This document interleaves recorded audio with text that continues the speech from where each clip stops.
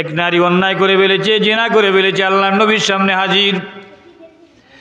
ওই মহিলা যখন জিনাকার নারী যখন আল্লাহর নবীর সামনে হাজির হয়ে ডাক দিয়ে বলল, নবীজি আমি অন্যায় করে ফেলেছি, জিনা করে ফেলেছি, অপরাধ করে ফেলেছি, আমি অন্যায় করে ফেলেছি, আমি জিনা করে ফেলেছি, অপরাধ করে ফেলেছি।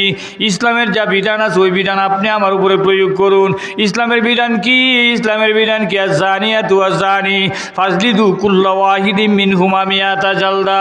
ইসলামের বিধান হলো কোনো নারী পুরুষ যদি ধরা পড়ে জেনার কাজে, জেনা করতে, জেনার অপরাধে যদি ধরা পড়ে, তাহলে 100 দূররা মারতে হবে, 100 কঙ্কর মেরে তাকে দুনিয়া থেকে উঠাইয়া দিতে হবে, 100 কঙ্কর মারা লাগবে। যদি কোনো নারী যদি অন্যায় কাজ করে, কোনো পুরুষ যদি জেনা করে, তাহলে 100 দূররা মারতে হবে। বিধানটা কার? কন্যা কার? আরে যদি বলেন কার? আরে ভাই আপনারা এখানে আইসা বলেন না, এখানে একটু ভালোই হয়। এই যে মসজিদে যারা বসছেন এখানে আসেন, সামনে একটু ভালো লাগে, আসেন। মুরব্বী যারা আছেন তারা থাকেন, অসুবিধা নেই। যুবক যারা আছেন এদিকে সামনে আসেন ভাই, সামনে আসেন,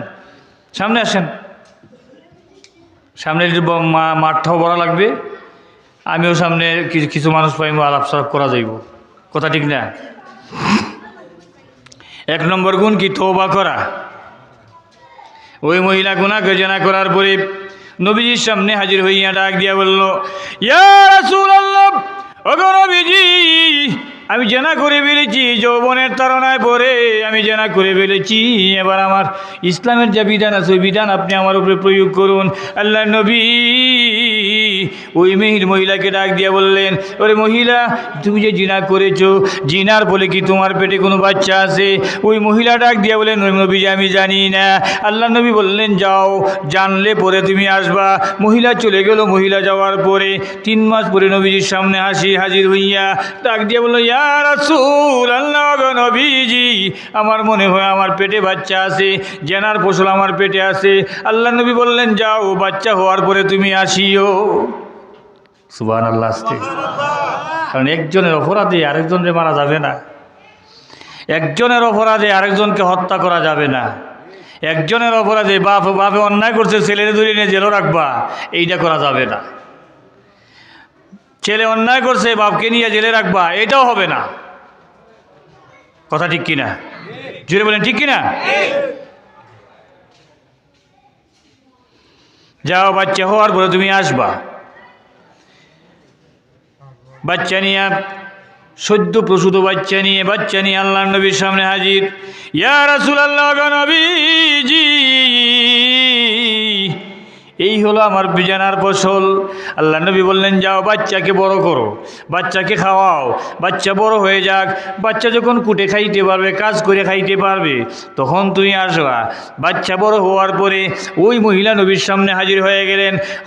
হাজির হইয়া নবীকে ডাক দিয়া বললেন, ওগো নবীজি বাচ্চা বড় হয়ে গেছে, এবার ইসলামের যা বিধান আছে আপনি আমার উপরে প্রয়োগ করুন। আল্লাহ নবী সাহাবায়ে কেরামকে ডাক দিয়ে বললেন, যাও ফেরেশতারা, যাও সাহাবীরা, ওই মহিলাকে কোমর পর্যন্ত গাড়ো, কোমর পর্যন্ত গেড়ে তার উপরে পাথর নিক্ষেপ করো, কোমর পর্যন্ত গেড়ে তার উপরে পাথর মেরে তাকে শেষ করে দাও।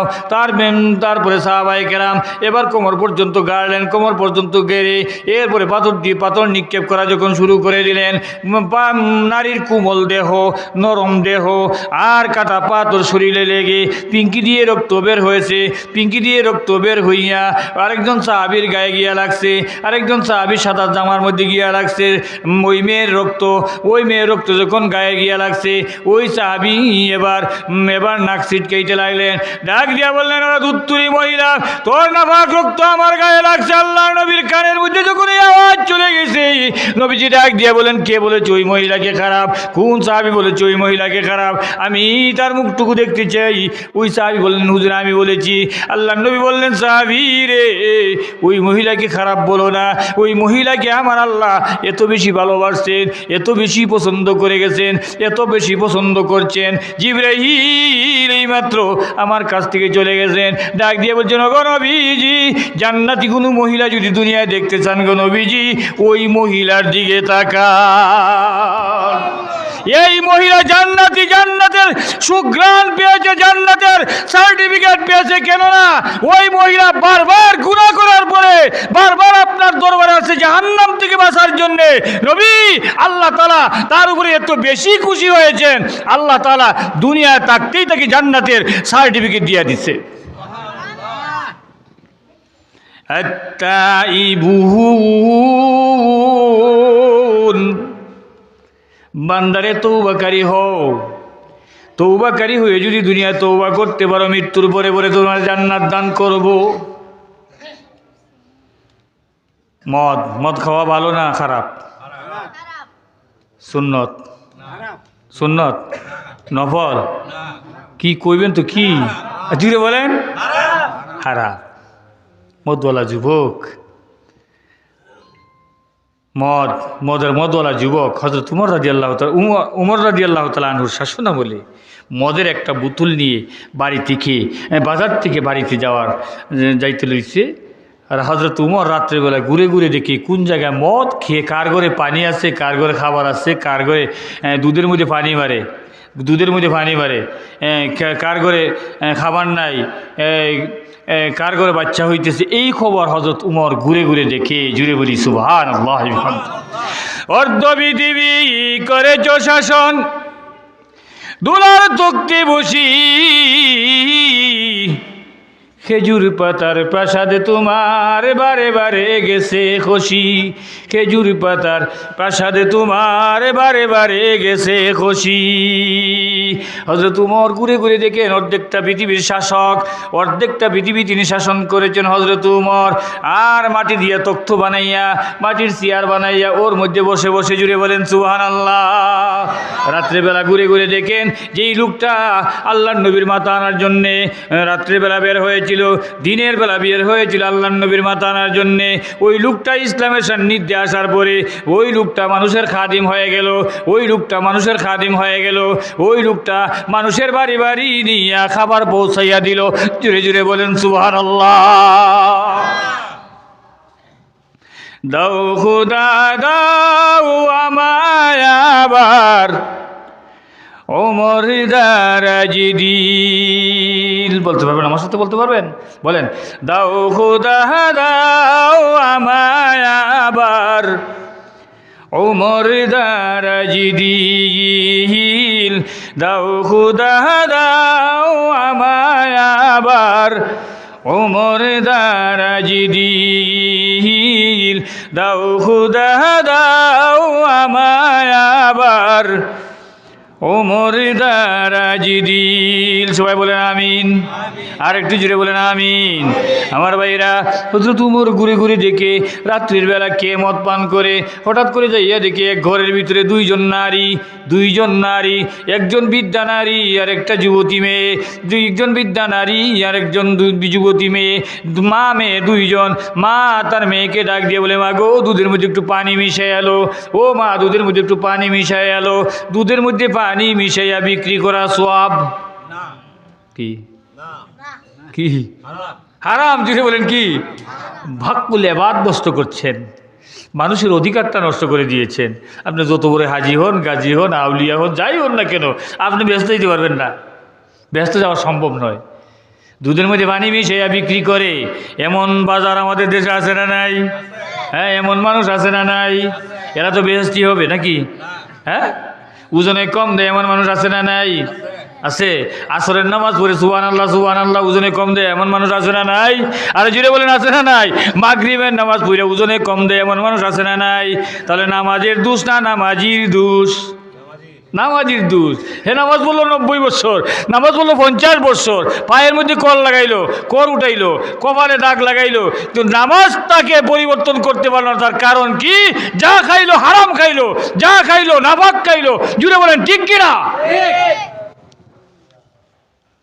এই নামাজ তাকে অ্যাকশন করতে পারলো না। কারণ কি? নামাজি না। নামাজে যা বলছে একটা কথা বুঝে বলে নাই, নামাজে যা পড়ছে একটা কথা বুঝে পড়ে নাই। এই জন্যে নামাজ তাকে খারাপ পথ থেকে বাঁচিয়ে আনতে পারে না। নামাজের কোনো দোষ নাই, দোষটা হলো তার। কথা বলেন ঠিক কিনা? 10 বার হজ করলো, 10 বার হজ করলো, 5 বার হজ করলো, কিন্তু দেশে হজ কইরা হজের বেলা গিয়া বললো কি লাব্বাইক আল্লাহুম্মা লাব্বাইক লা শারীকা লাক লাব্বাইক আল্লাহুম্মা লাব্বাইক বলে আল্লাহর সামনে দাঁড়িয়ে বললো, আল্লাহ আমি হাজির, আল্লাহ আমি হাজির, লা শারীকা লাক লাব্বাইক, আল্লাহ তোমার সাথে আমি কাউকে শরীক করি না, কাউকে শরীক করি না। দেশে আইয়া শয়তানের আগে আগে মিছিলে দৌড়াদৌড়ি করে এমন হাজী সাহেব আছে না নাই? আরে জুড়ে বলেন এমন হাজী সাহেব আছে না নাই? হজের দোষ না হাজির দোষ? হজের না হাজির? হাজির দোষ। এই জন্যে বলছিলাম কি আমার ভাইয়েরা, মা মেয়ে দুইজন এক ঘরের ভিতরে, মা তার মেয়েকে ডাক দিয়ে বলে, মা গো দুধের মধ্যে পানি মিশে এলো, ও মা দুধের মধ্যে পানি মিশা। মা ডাক দিয়ে বলে, মা দুধের মধ্যে পানি মিশে এলো। মেয়ে ডাক দিয়ে বলে, না গো মা দুধে পানি মারবো, উমর তো নিষেধ করেছেন দুধে পানি মারতে, যদি দুধে পানি মারি তাহলে তোমারও কিয়ামত আমারও কিয়ামত, তোমারও 12টা বাজাইবে আমারও 12টা বাজাইবে, তুমিও মারবা আমারও মারবা, তুমি জাহান্নামের, তুমি তোমারে মারবো আমারও মারবো, আমারও মারবো তোমারও মারবো। ও মা আমি তো দুধের বনে পানি মিশাইতে পারবো না। হযরত উমর এই ঘরের দরজা দাঁড়াইয়া সব শুনতেছেন। আর একটু জোরে দাও খুদা দাও আমায় আবার ওমর দারাজ দিল, দাও খুদা দাও আমায় আবার ওমর দারাজ দিল। সবাই বলেন আমিন, আর যদি বলেন আমিন। আমার ভাইয়েরা, হযরত উমর ওই দরজা দাঁড়াইয়া সব শুনতেছেন, ভাঙ্গা বেড়া, ভিতরে কয়জন মানুষ তাও দেখা যায়। হযরত উমর দাঁড়াইয়া শুনতেছে। মেয়েটা ডাক দিয়ে বলে, মা গো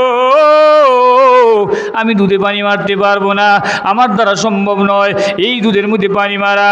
মেয়েটা ডাক দিয়ে মেয়েটার কথায় মা ডাক দিয়ে বলে, এত রাত্রে, এত গভীর রাত্রে উমর তো এখানে দাঁড়ায় এগুলা শুনতেছে না, উমর তো দেখবে না যে দুধের মধ্যে পানি মারতেছস। মেয়েটা ডাক দিয়ে বলে, ও মা উমর না দেখুক, আমার আরশের মালিক আল্লাহ দেখবে।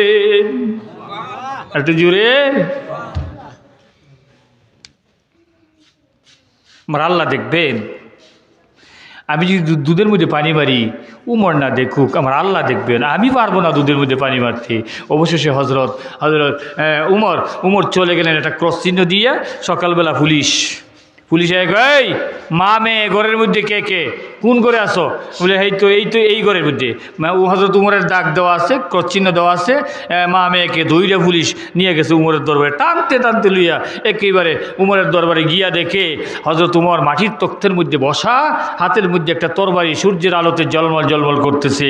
ওই মহিলা যাইয়া হযরত উমরের পায়ের নিচে বসিয়া ডাক দিয়ে বলে, উমর আমি কিন্তু দুধে পানি মারছি না। সুবহানাল্লাহ, আসতে বলবে। তুমি যদি ভালো হও তারা ভালো হবে, নেতা যদি ভালো হয় প্রজা ভালো হবে, মা যদি ভালো হয় মেয়ে ভালো হবে। জুড়ে বলে ঠিক কিনা? আর জুড়ে বলে ঠিক কিনা? তুমি যদি ভালো হও তারা ভালো হবে, নেতা যদি ভালো হয় প্রজা ভালো হবে, মা যদি ভালো হয় মেয়ে ভালো হবে, বাপ যদি ভালো হয় ছেলে ভালো হবে। জুড়ে বলে ঠিক কিনা? আর জুড়ে বলেন ঠিক কিনা? তুমি আল্লাহওয়ালা হও, এই জনগণ আল্লাহওয়ালা হবে। তুমি যদি শয়তান হও, জনগণ শয়তান হবে। যদি বলেন ঠিক কিনা? এই জন্য আমার ভাইয়েরা, ওই মেয়েটা যাইয়া ডাক দিয়ে বললো, উমর ও আমিরুল মুমিনিন, শুধুমাত্র বলছিলাম দুধে পানি মারার জন্যে, আমি কিন্তু মারি নাই, আমার মেয়েটাও মারছে না। ও আমিরুল মুমিনিন আপনি আমারে মাফ করে দেন। ও আমিরুল মুমিনিন আপনি আমাকে মাফ করে দেন, আমি আর জীবনে কোনোদিনই আর এই কাজ আর করবো না। হযরত উমর মুচকি হাসি দিয়ে তরবারি করে ডাক দিয়ে বলে, ওই মেয়েটা তোরে বাঁচাইছে, আর না হয় এই উমরের হাত থেকে দুনিয়ার কেউ তোরে বাঁচাইতে পারতো না। ওই মেয়েটা যদি সর্বশেষ দুধের মধ্যে পানি মারতই, তাহলে তোকে দুনিয়ার কেউ বাঁচাইতে পারতো না। এ নারী, ও বিদ্যা নারী, দৌড়ায় তুই যা। মহিলা দৌড়ে যায় আর কয়, আল্লাহ গো না খাইয়া মইরা যাইবু, দুধে পানি মারবো না। জীবন আর দুধে পানি মারতাম না, না খাইয়া মরবো, কিন্তু দুধে পানি মারা সম্ভব হবে না। মহিলার দৌড়ে বিদ্যা নারী, যুবতী মেয়েটা কয়, আমিরুল মুমিনিন, ও প্রেসিডেন্ট, আমারে কেন আনছো? আমি কেন আসছি এখানে? কোন অপরাধে আমাকে ধরে নিয়ে আসছেন? আপনার পুলিশরা কেন দিয়ে আমাকে ধরে নিয়ে আসলো? জবাব দে রে উমর, এরপরে তক্তে বসবে, এর আগে বসার কোনো অধিকার নাই। সুবহানাল্লাহ। আসতে যেমন রাজা তেমন প্রজা। হযরত উমর চোখের পানি ছেড়ে দিলেন। হযরত উমর চোখের পানিটুকু ছেড়ে দিয়ে ডাক দিয়ে বলেন, মা গো, ও মা, তোরে আমি এইখানে নিয়ে এসেছি আসামি বানাইয়া না। তোকে নিয়ে এসেছি, আমি তোকে নিয়ে এসেছি আসামি বানাই নাই, আসামি করে তোরে এখানে আনি নাই রে মা। আমি আনছি তোকে এই জন্যে, এই যে অসংখ্য মানুষ এখানে থাকবে, বড় রাজ দরবারে অসংখ্য মানুষ থাকবে, সবাই জেনে দেখুক এত সুন্দর একজন মানুষ গর্তের মধ্যে ভাঙ্গা বেড়ার ভিতরে, ভাঙ্গা ঘরের ভিতরে, ভাঙ্গা ডেরার ভিতরে এত সুন্দর মানুষটা কীভাবে জন্ম নেয়। ওই যে জঙ্গলের ভিতরে ইসলাম ঢুকে গেছে, জঙ্গলের ভিতরে কোরআন ঢুকে গেছে, জঙ্গলের ভিতরে আল্লাহওয়ালা মানুষ তৈরি হয়ে গেছে। এই মানুষটুকু দেখার জন্যে আজকে তোমাকে এখানে নিয়ে এসেছি। মা, ও মা, তোরে যাইতে দিব না গো মা। আজি হইতে তোরে আমার পুত্রবধূ বানায়া রাখবো। আস্তে আস্তে বলবেন সুবহানাল্লাহ। প্রেসিডেন্টের ভূতের বউ হয়ে গেল ওই বিদ্যানারীর কুরের ঘরের বিদ্যানারীর মেয়েটা হয়ে গেল প্রেসিডেন্টের ভূতের বউ। একমাত্র তাকে অবলম্বন করার কারণে, একমাত্র আল্লাহর ওলি হওয়ার কারণে। জুড়ে বলেন ঠিক কিনা? তাকে অবলম্বন করলে, আল্লাহকে ভয় করার নীতি অবলম্বন করলে সম্মান দেয় কে? জুড়ে বলেন কে দেয়? আল্লাহ সম্মান দিয়ে দেয়। এই জন্য আল্লাহর কাছ থেকে সম্মান ছিনে আনতে হলে আগে নিজেকে মুত্তাকি বানাও, নিজেকে পরহেজগার বানাও, আল্লাহওয়ালা বানাও। সবসময় তওবার হাত তুলে মাবুদের দরবারে কাঁদতে থাকো। আল্লাহকে বলো, আল্লাহ আমার চেয়ে অপরাধী কেউ নাই। আল্লাহ বলেন, বান্দা যখন তুমি আজিজি ইনকিসারের সাথে আমার কাছে তুমি তওবা করবা, আমি তোমার জীবনের গুনাহকে মাফ করে দেব।